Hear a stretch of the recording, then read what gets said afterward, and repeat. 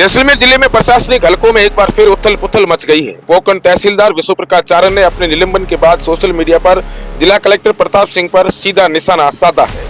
उन्होंने निशाना साधते हुए कई गंभीर आरोप लगाए हैं। विश्व प्रकाश चारण ने न सिर्फ अपने निलंबन को पूर्व नियोजित और दुर्भावनापूर्ण बताया, बल्कि यह भी दावा किया कि उनके खिलाफ की गई 16 सीसी की कार्रवाई भी व्यक्तिगत रंजिश का नतीजा है, जिसकी जड़ 2 मई 2025 को उनके द्वारा जिला कलेक्टर के विरुद्ध की गई शिकायत में छपी है।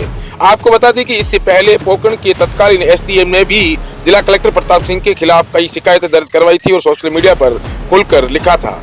चारण ने सोशल मीडिया पर लिखा कि जब एक तहसीलदार सरकारी भूमि, खासकर गोचर और ओरण जैसी सार्वजनिक चारागाह भूमि की रक्षा के लिए आवाज उठाता है या उसमें हो रही अनियमितताओं को रोकने का प्रयास करता है, तो उसे समर्थन देने के बजाय प्रशासन उसे ही कटघरे में खड़ा कर देता है। उनका आरोप है कि जब उन्होंने सोलर कंपनी द्वारा गोचर भूमि में की जा रही अतिक्रमण या भूमि आवंटन की प्रक्रिया पर सवाल उठाए तो उन्हें सस्पेंड करने की तैयारी उस समय ही शुरू हो गई थी।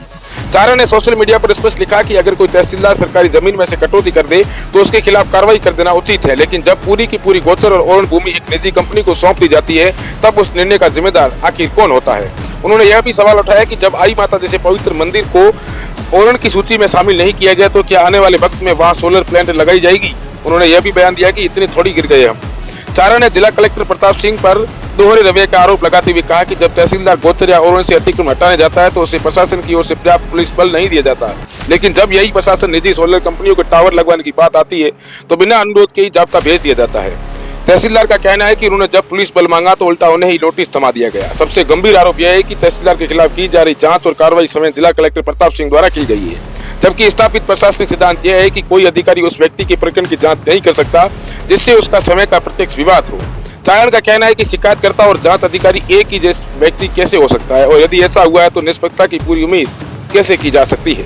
चारण ने सोशल मीडिया पर कई आदेशों की प्रतियां भी साझा की है जो उनके दावों को मजबूती देने का प्रयास है।